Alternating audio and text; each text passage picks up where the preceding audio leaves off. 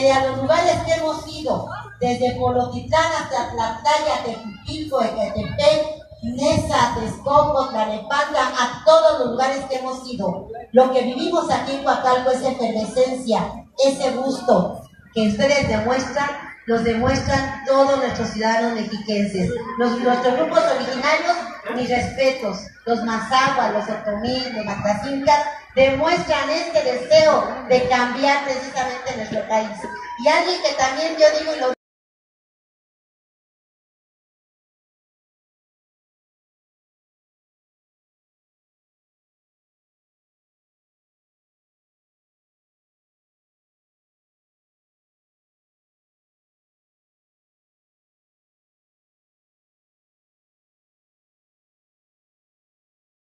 con mucho gusto, veo hasta en la sopa a nuestros jóvenes. Jóvenes, muchas gracias a todos los jóvenes que están en este proyecto.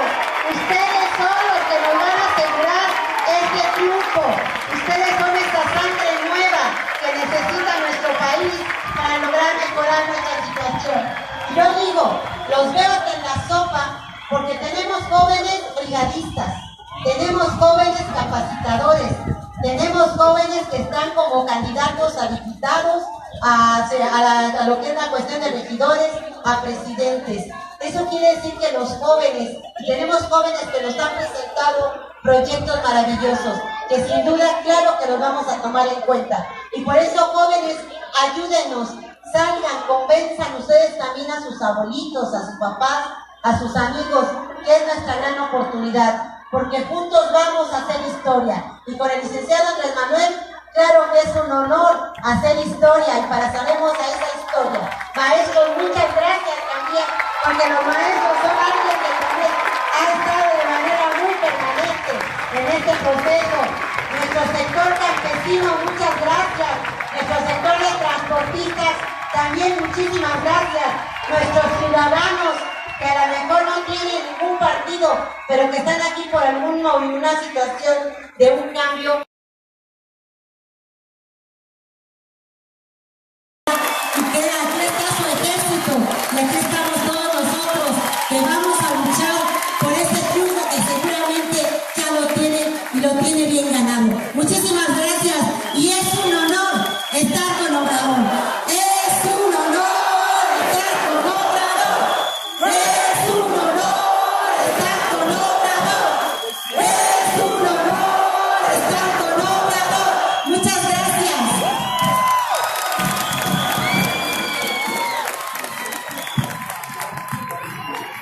Lo decimos con el corazón.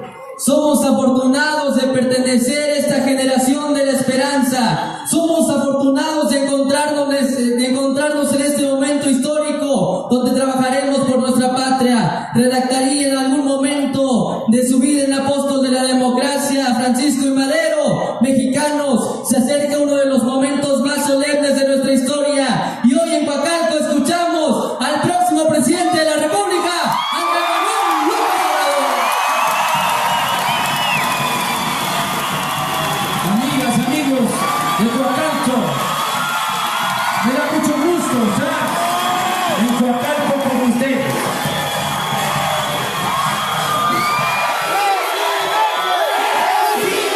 Me llamó mucho la atención que aquí en Coacalco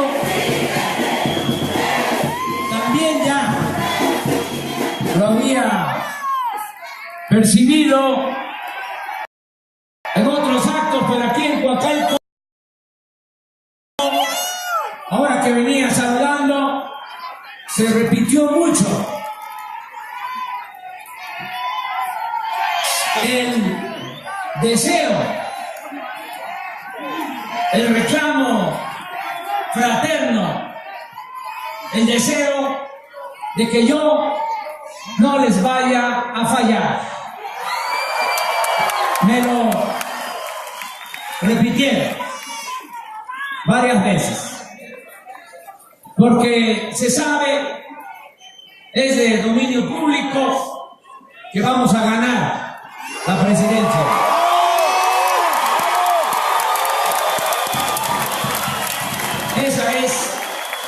la percepción, pero también así lo demuestran las encuestas, es un fenómeno. Estamos de 25 a 30 puntos de ventaja. Algo nunca visto. Por eso, posiblemente muchos estén pensando en que no podemos fracasar, no podemos decepcionar al pueblo, no podemos traicionar al pueblo. Estarían pensando muchos de que no puede ser cierta tanta alegría, tanta felicidad. Y por eso lo que queda es recomendar: no nos vaya a fallar. Pues vengo a Coacalco a decirles: no les voy a fallar.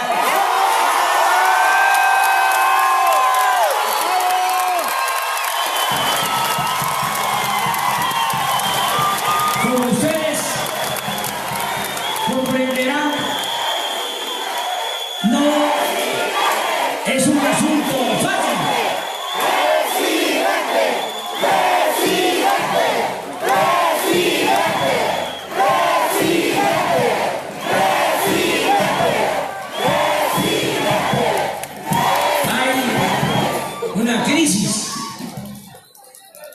Económica, social, política, una crisis de inseguridad, de violencia. Hay también una crisis por pérdida de valores culturales, morales, espirituales. Estamos en decadencia. Por eso no va a ser fácil, no es sencillo. Pero yo tengo la firme convicción, tengo la seguridad de que vamos a lograr la transformación de México.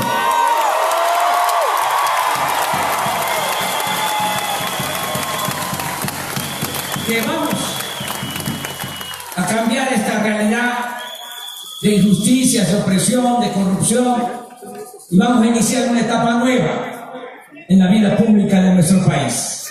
Por eso hablo de una transformación.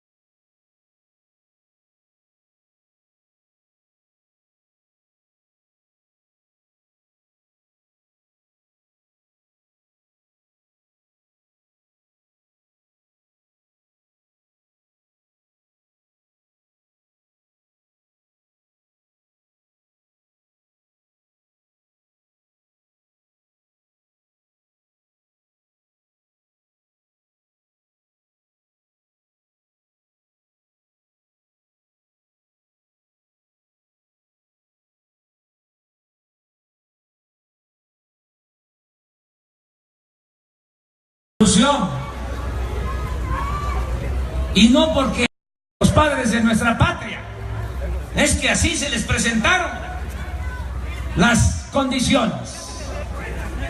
Hidalgo y Morelos eran sacerdotes, no querían la violencia. Juárez, que encabezó el movimiento de reforma, decía: nada por la fuerza, todo por la razón y el derecho. Y tuvieron que enfrentar a los conservadores y luego a los invasores extranjeros con las armas. Madero era pacifista, por eso se le conoce como apóstol de la democracia, y tuvo que convocar al pueblo a tomar las armas el 20 de noviembre de 1910 para derrocar a la dictadura porfirista. Nosotros Fíjense qué oportunidad tan extraordinaria tenemos, que sin derramamiento de sangre vamos a llevar a cabo esta transformación, que va a ser pacífica, sin violencia, pero les aseguro que va a ser profunda, igual de profunda como la independencia, como la reforma, como la revolución. Va a ser pacífica, ordenada y al mismo tiempo radical. Y que nadie se asuste si uso la palabra radical, porque viene de raíz.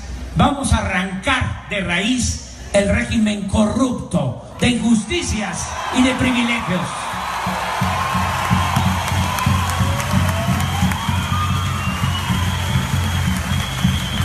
Por eso, tengan confianza. Vamos entre todos a hacer historia y yo no voy a traicionarles. Les puedo hablar de 3 razones. Primero, por mis ideales, por mis convicciones, que es lo que estimo más importante en mi vida. Hasta que muera, quiero seguir haciendo de mi vida pública una línea recta.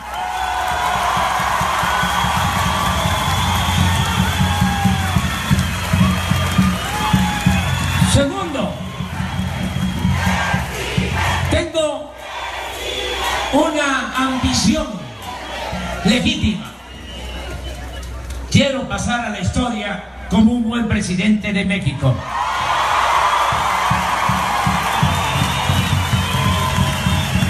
Y tercero, no les voy a fallar, porque ya me comprometí a someterme a la revocación del mandato. Voy a estar a prueba. A mitad del sexenio, a los 3 años, en las elecciones municipales, de diputados federales, se va a entregar también una boleta y se le va a preguntar a la gente: ¿quieres que siga el presidente o que renuncie? Porque el pueblo pone y el pueblo quita.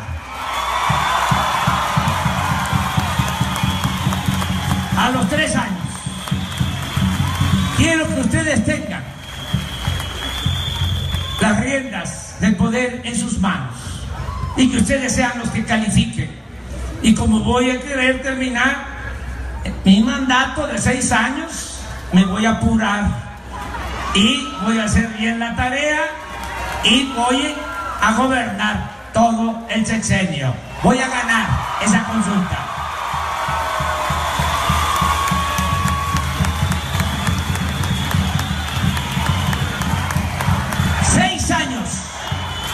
Nada más, porque soy partidario del principio de sufragio efectivo, no reelección. Pero no hace falta más tiempo. Con 6 años vamos a sentar las bases para transformar al país, para que tengamos una patria nueva. ¿Qué vamos a lograr en 6 años? Vamos a establecer una auténtica democracia en el país, porque no hay una verdadera democracia en México. Ya no es cosa de compararnos con países europeos.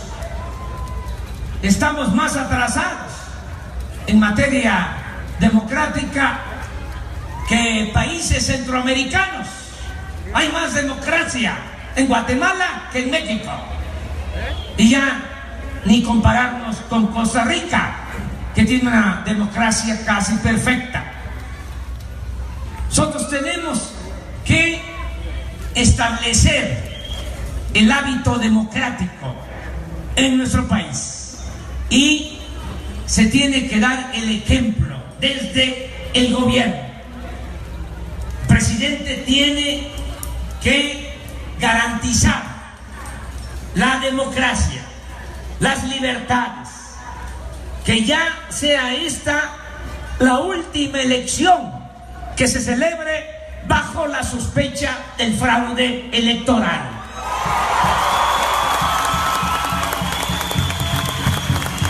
Que se acabe con la compra del voto, con el tráfico de la pobreza de la gente, que el voto sea libre, sea secreto, que no haya fraudes y que se tenga una verdadera democracia en nuestro país.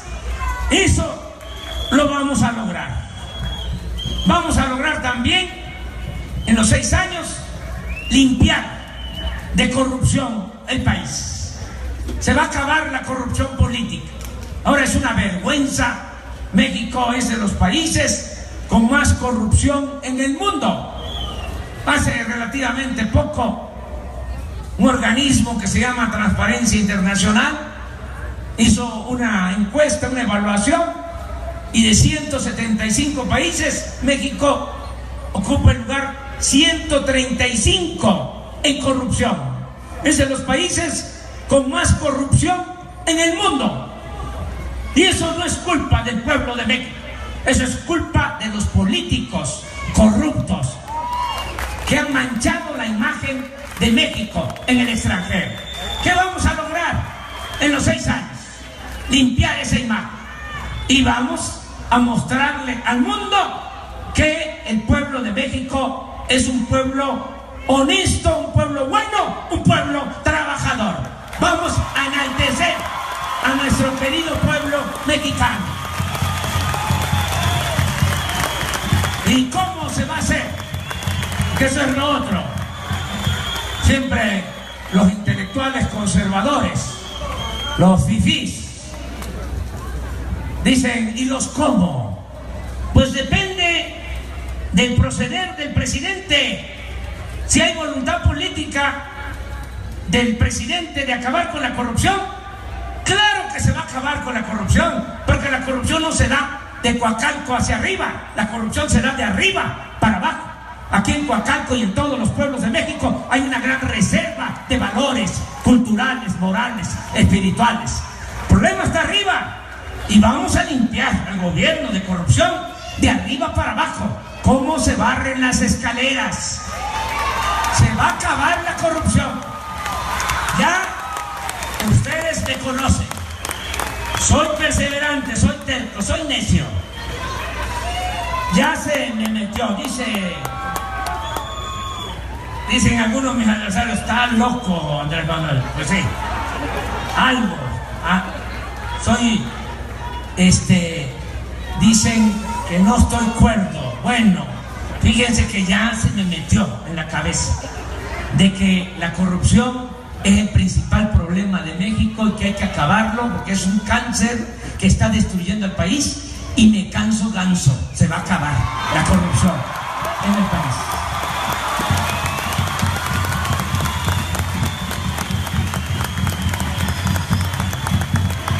Eso lo vamos a lograr entre todos.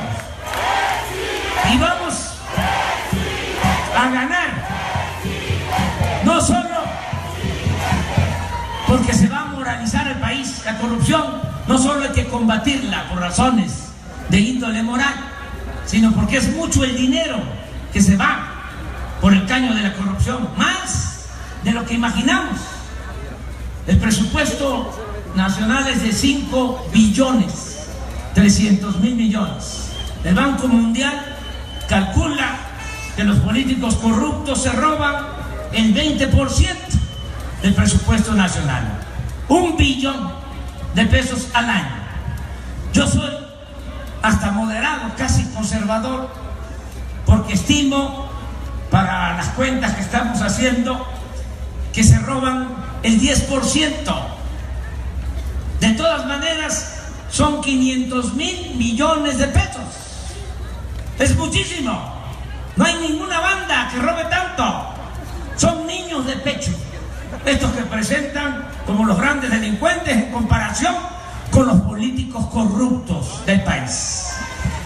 Eso se va a terminar y vamos a ahorrar esos 500,000 millones, porque también nos dicen, ¿y de dónde va a salir para financiar el desarrollo? ¿Cómo se va a financiar todo el programa de desarrollo social? ¿Cómo se van a cumplir los compromisos? Pues les digo, ya no vamos a permitir la corrupción, nos vamos a ahorrar esos 500,000 millones y con eso no vamos a tener necesidad de aumentar los impuestos. Estoy haciendo el compromiso que no van a aumentar los impuestos en términos reales en todo el sexenio. No va a aumentar el IVA, no va a aumentar el impuesto sobre la renta. No vamos a seguir endeudando al país, porque se ha venido endeudando a México. Cuando entró Fox, mejor dicho, cuando salió Fox, dejó una deuda de 1.700.000 millones, 1.7. Toco este tema porque no se informa sobre este asunto. Cuando termina Calderón, de 1.7, ya la deuda la pasó a 5.2 billones, es decir, más de 200%. Y ahora, con Peña, la deuda pública, 10 billones. Solo para pagar intereses de esa enorme deuda, este año se tienen que destinar del presupuesto público 600,000 millones de pesos. Por eso ya no se puede seguir endeudando al país, ni se puede ni se debe aumentar impuestos, ni vamos, y ese es mi compromiso, no vamos a aumentar los precios de los combustibles, no van a haber gasolinazos.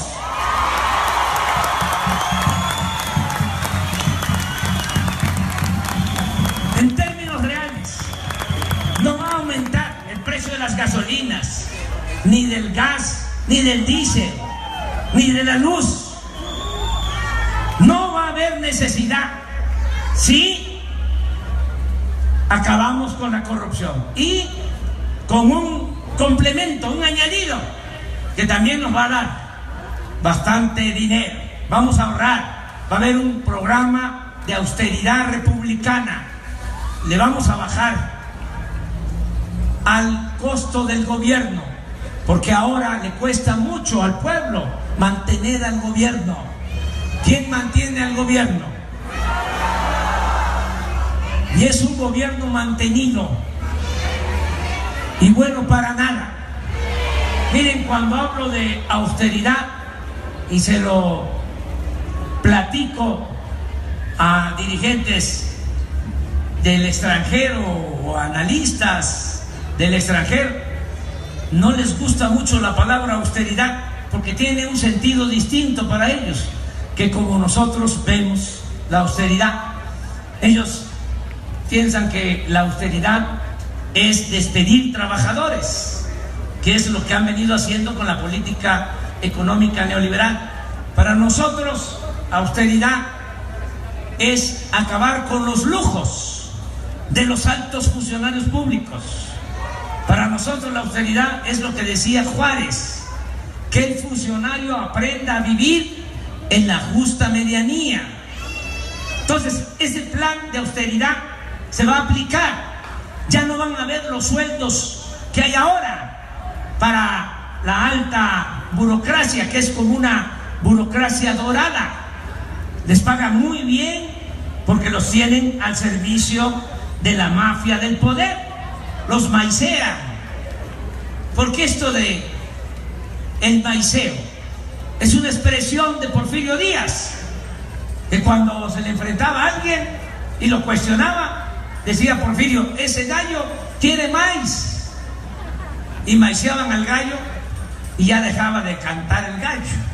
Pues es lo mismo ahora, los tienen bien maiceados a los altos funcionarios públicos. Con todo respeto, los ministros de la Corte llegan a ganar 650,000 pesos mensuales.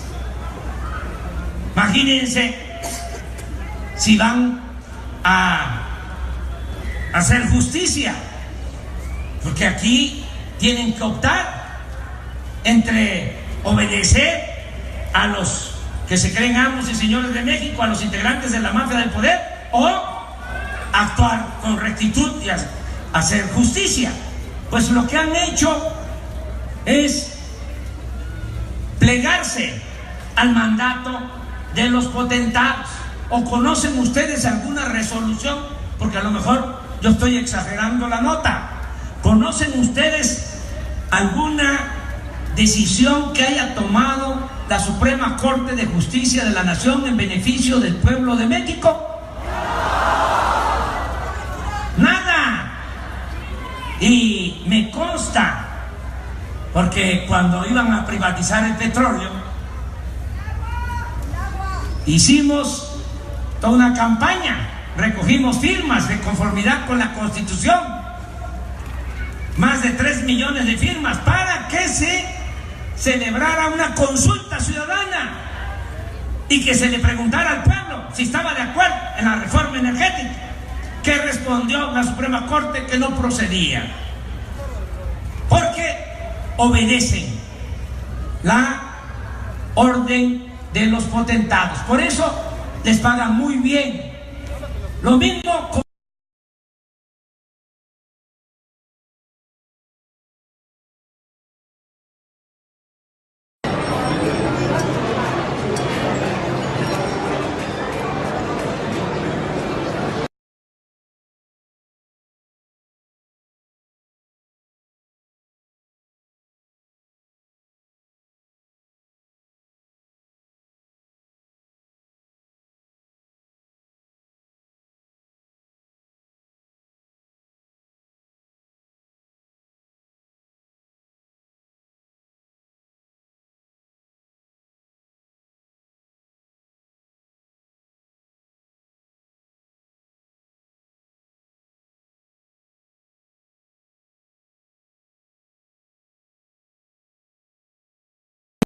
que va a haber legalidad y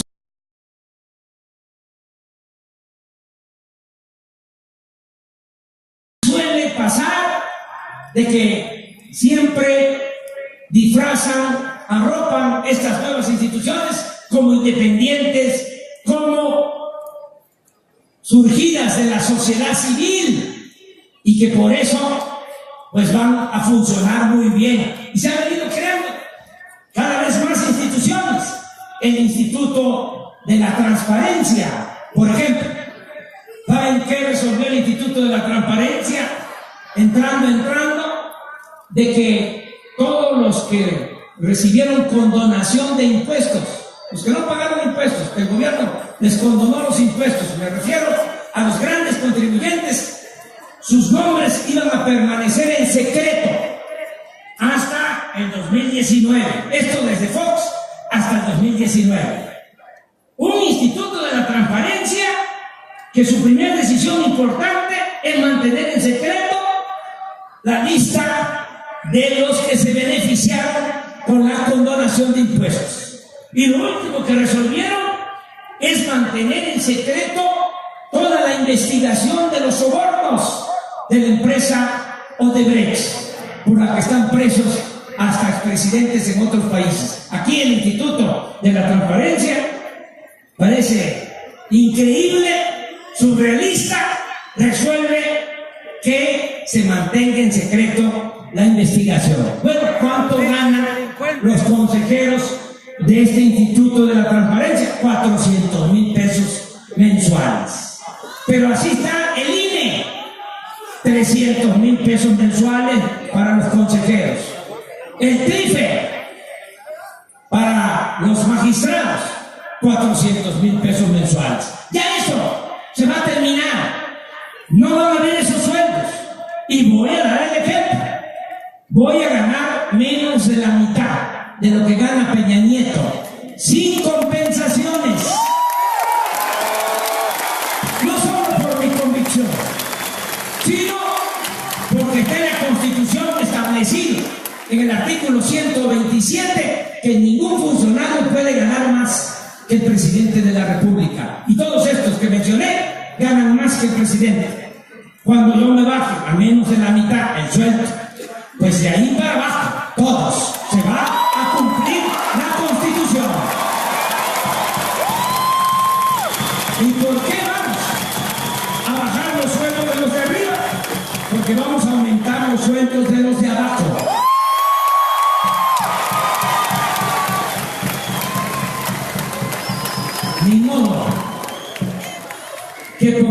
mentira esa, Andrés Manuel, ¿verdad? Van a ganar más los maestros y las enfermeras y los médicos y los policías, los soldados, los que trabajan al servicio del Estado, y va a aumentar el salario para los trabajadores y va a aumentar el jordán para los campesinos. Eso no es populismo, es justicia laboral. No voy a vivir en Los Pinos. Otra medida populista de Andrés Manuelovich. Los Pinos van a pasar a formar parte del bosque de Chapultepec. Van a hacer un espacio. Vamos a integrar toda esa área. Son más de 600 hectáreas. Y ahí está el Museo Nacional de Antropología. Y está el Museo de Historia. Y está el Castillo de Chapultepec. Y ahí está el Auditorio Nacional. Y ahí está el Zoológico. Ahí van a estar los pinos. Va a ser un espacio para las artes y la cultura del pueblo de México, que no lo tiene ni Nueva York.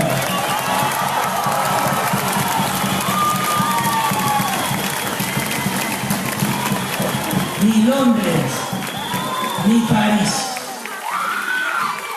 Yo no voy a vivir en Los Pinos porque además esa casa está embrujada. Ahí hay malas vibras.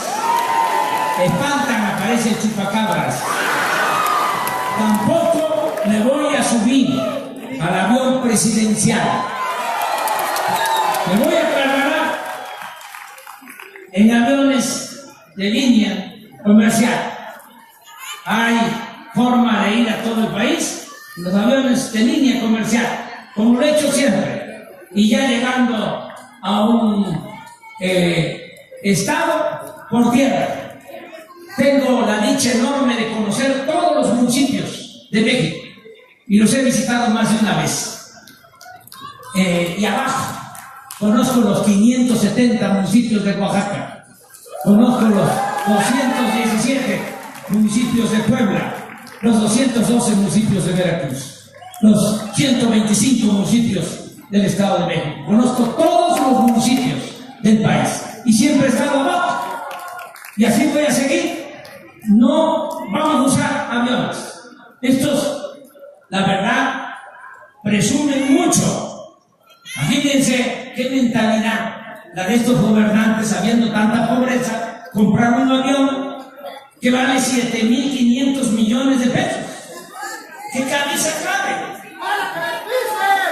Solo porque son pequeños faraones, acomplejados, corruptos. Me subo al avión que compró Calderón para Peña y voy a ofender al pueblo. No lo voy a hacer. Ese avión lo vamos a vender. Ya ven que Donald Trump es muy presumido y tira aceite, pero no tiene un avión así. Ya se lo mandé a ofrecer a Donald Trump. Por cierto,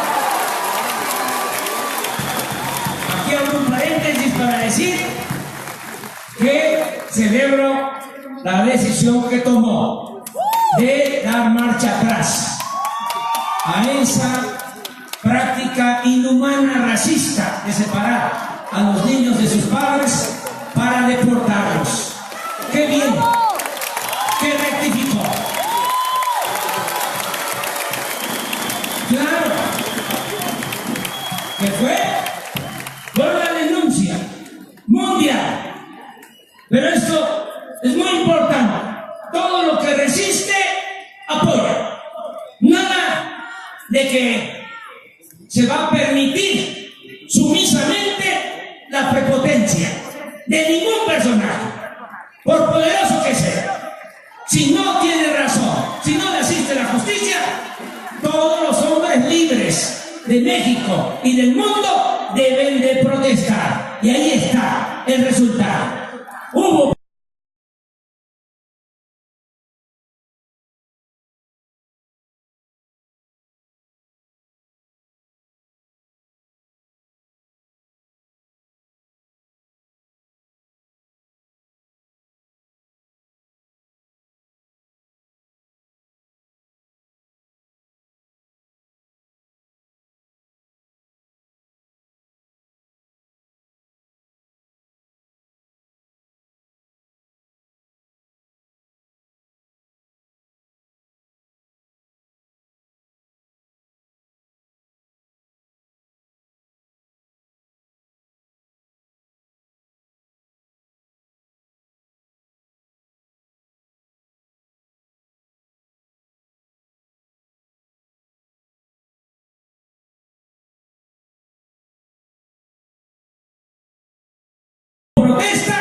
y tuvo maneras.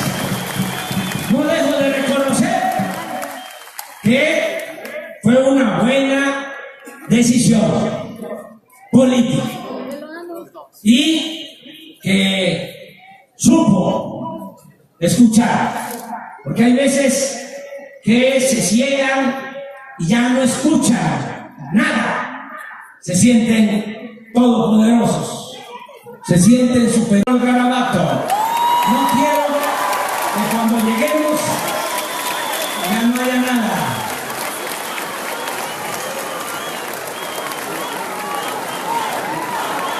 No va a haber pensión para los expresidentes. Ya no se les van a entregar los 5 millones de pesos mensuales a los expresidentes. No va a haber atención médica privada para los altos funcionarios públicos. Van a tener que ir al ISSSTE o al Seguro Popular para que vean lo que se siente.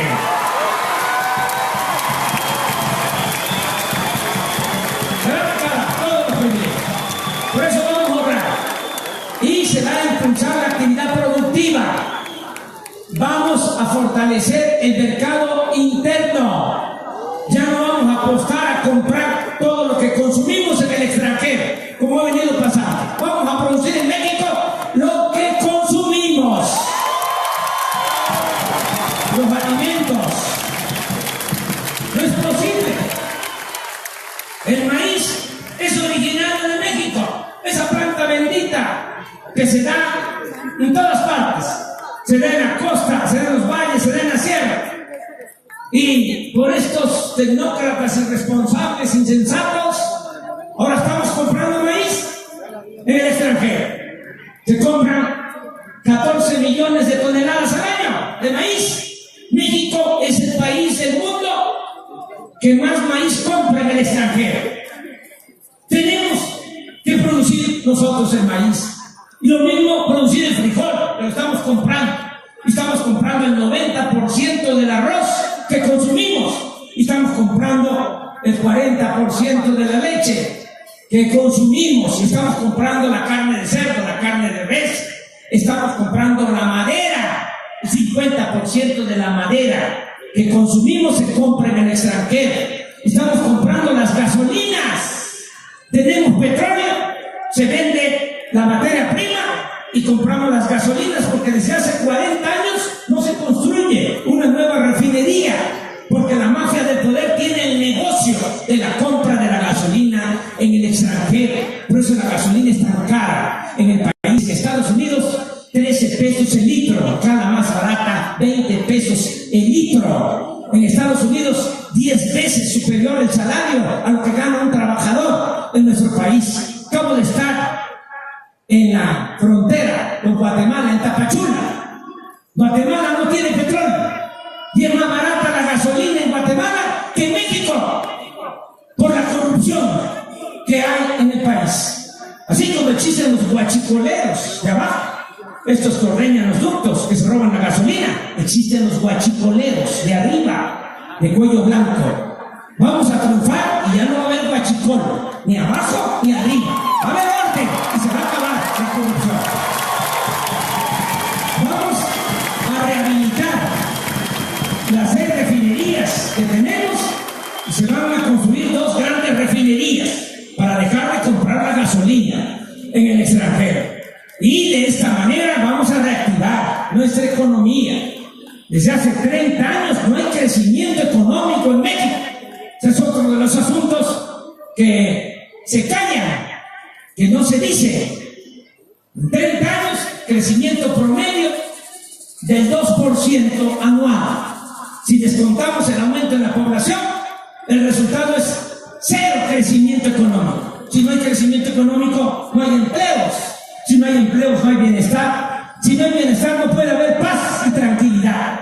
Por eso tenemos que reactivar la economía. Nosotros queremos que haya un crecimiento económico de cuando menos el 4% anual, el doble de lo que ha habido de crecimiento económico en los 30 años de periodo neoliberal. Ese es nuestro propósito y lo vamos a lograr porque vamos a a impulsar muchos proyectos de desarrollo, del sur al norte.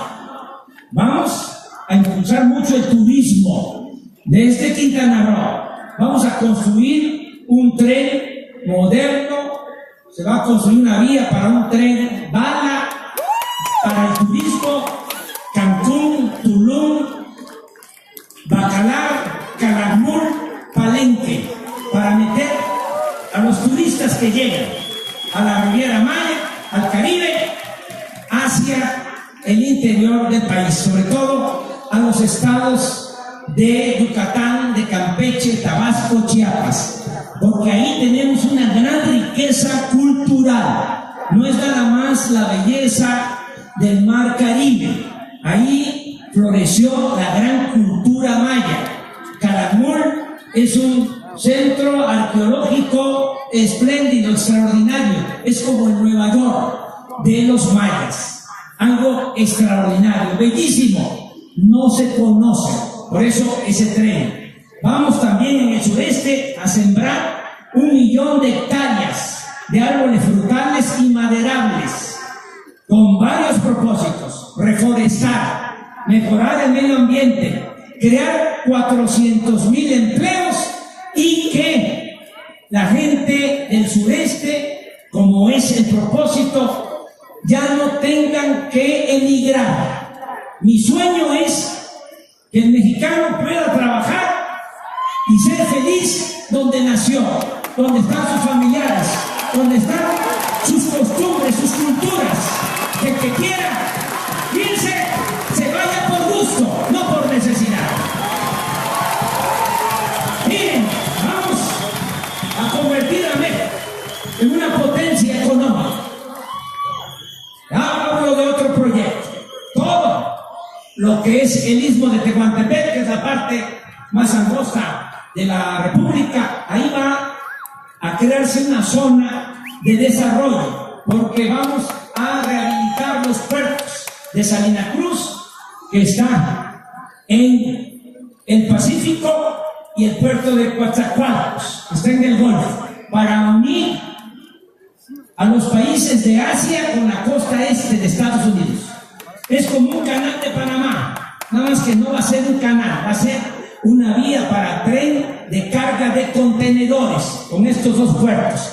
Y en toda esa franja, los 300 kilómetros, se van a instalar fábricas ensambladoras para que haya mucho trabajo en el istmo de Tehuantepec. Acá, más hacia el centro, se va a resolver el asunto del aeropuerto, pero no con ese costo. No se puede destinar 300,000 millones de pesos, cuando menos, para hacer el aeropuerto en el lago de Texcoco. Hay otras necesidades. Nosotros consideramos que se puede resolver el problema de la saturación del actual aeropuerto construyendo 2 pistas nuevas en el aeropuerto militar de Santa Lucía, y que no se cierre el actual aeropuerto como pretenden. Y se puede hacer esa inversión que va a significar menos presupuesto. Podemos resolverlo con el 20-30% de los 300,000 que pretenden gastar en el aeropuerto nuevo del lago de Texcoco. Y ahí vamos también a crear muchos empleos. Y así vamos a desarrollar el país. Va a haber crecimiento. Miren, se necesitan 3 cosas para sacar a México adelante. Y tenemos 2. Y pronto vamos a tener la tercera. ¿Qué se necesita? Primero, que haya recursos naturales. En México hay muchas riquezas, a pesar de que nos han saqueado por siglos. México es de los países con más riquezas en el mundo. Hay buenas tierras, hay agua, hay petróleo, hay gas, hay oro, hay plata, hay cobre, hay selvas, hay litorales, muchos recursos naturales. Lo segundo, tenemos un pueblo trabajador. El pueblo de México es de los pueblos más trabajadores del mundo. Y el que lo dude, porque también nos han manipulado mucho, haciéndonos creer de que si hay pobreza es porque el pueblo es flojo. No, el pueblo de México es muy trabajador. Ahí está el ejemplo de los migrantes, los que se han tenido que ir a buscar la vida a Estados Unidos. Están enviando a sus familiares 28,000 millones de dólares al año. Ya esas remesas de dinero son la principal fuente de ingresos que tiene el país, más que el petróleo, más que el turismo. ¿Qué demuestra esto? Que nuestro pueblo no es flojo, no es indolente, nuestro pueblo es trabajador. Entonces, si tenemos recursos naturales, riquezas, y tenemos un pueblo trabajador, ¿qué es lo que nos falta? Un buen gobierno. Y eso es lo que vamos a tener ya. Un buen gobierno. Y México va a despertar. Y van a cambiar las cosas. Ahora, Trump amenaza con hacer un muro y militarizar la frontera. Pero si crece nuestra economía y hay trabajo en México y buenos salarios, pues ya nadie se va a querer ir allá. ¿Y cómo le van a hacer? ¿Cómo van a levantar las cosechas en los campos de California? ¿Y cómo van a hacer sus edificios en Nueva York? No va a haber mano de obra. Vamos a cambiar la correlación de fuerza. Ya no les va a servir ningún muro, ninguna amenaza, porque nuestro país va a tener mucha fortaleza. Eso es lo que tenemos que estar pensando. Convertir a México en una potencia. Ya me estoy alargando, ya se me pasó mi tiempo. Miren, yo no hablo de corrido.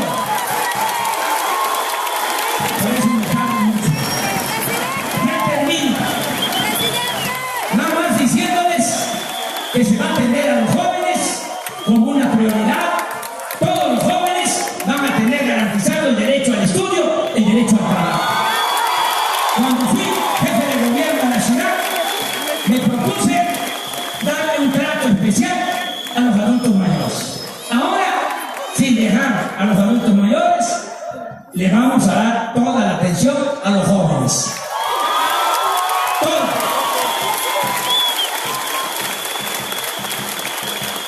Los que estudian preparatoria, beca mensual a todos. Aquí me llevaría tiempo argumentar. Nada más les digo que muchos no terminan la prepa por falta de recursos económicos.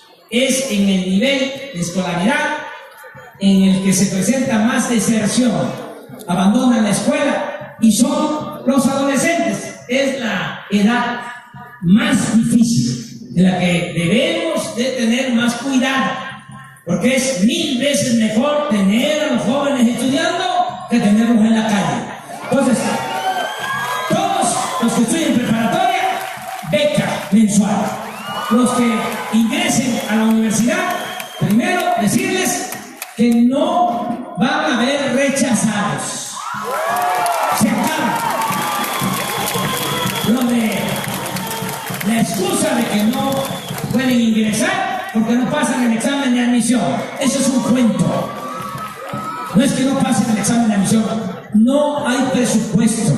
En las universidades públicas no tienen cupo. Miren, cuando yo llegué a estudiar a la Ciudad de México, llegué y pude estudiar 1972, llegué. Ya llovió. Vine a estudiar por una beca, porque nos daban alimentación de hospedaje. Viví en la casa del estudiante tabasqueño, ahí en Violeta, la colonia Guerrero. Vivíamos 80. Por esa beca pude estudiar porque mis padres se dedicaban al comercio. En ese entonces fracasaron, no tenían para pagarme el estudio y con esa beca me vine a estudiar. Gracias a esa beca. Pero lo más importante, por lo que pude terminar mi escuela, fue porque no solo maestros, sino que en ese entonces, de cada 10 que presentábamos examen para ingresar a la UNAM o al Politécnico, entrábamos 9, solo rechazaban a 1. Ahora es al revés. De cada 10 que presentan examen, aceptan a 1, rechazan a 9. Eso es un retroceso. Vamos a ganar y ningún joven se va a quedar sin oportunidad de estudiar. 100% de inscripción a todos los jóvenes. Se van a abrir, si es necesario, nuevas universidades públicas y los jóvenes de familias de escasos recursos económicos van a recibir una beca de 2.400 pesos mensuales. Todos los jóvenes también, que ya no estudian y no tienen empleo, van a ser contratados. Vamos a ir casa por casa, incorporando a los jóvenes al estudio y al trabajo. Vamos a que trabajen como aprendices. Van a estar en talleres, en empresas, en comercios y se les va a pagar un sueldo de 3.600 pesos mensuales mientras se capacitan para el trabajo. Lo resumo en una frase: becarios sí, sicarios no. Atención especial a los jóvenes. Si no, podríamos enfrentar el problema de la inseguridad y de la violencia. Miren, no solo es un asunto de justicia, es que si no atendemos a los jóvenes, no se puede resolver el problema de la inseguridad y de la violencia. Ya hay que dejar a un lado la hipocresía. Hay 16 millones de jóvenes en situación de pobreza. Ese es el problema. Son tentados para tomar el camino de las conductas antisociales. Por eso hay que atender a los jóvenes. No se va a resolver el problema de la inseguridad y de la violencia solo con el uso de la fuerza. No se puede enfrentar la violencia con la violencia. No se puede enfrentar el mal con el mal. El mal hay que enfrentarlo haciendo el bien. La paz y la tranquilidad son frutos de la justicia. Va a cambiar ya toda la estrategia que no ha dado resultado para resolver el grave problema de la inseguridad y de la violencia. Miren, 80 homicidios diarios en el país. Nunca habíamos estado tan mal como ahora. Y esto sigue con lo mismo desde Calderón, que para legitimarse fue a Michoacán y le pegó un garrotazo al avispero, a lo tonto, y desató esta guerra. 230.000 asesinatos, reconocidos como desaparecidos. Oficialmente, según las cifras oficiales, 36.000 personas. Más de 1 millón de víctimas de la violencia, familiares afectados. Convirtieron al país en un cementerio.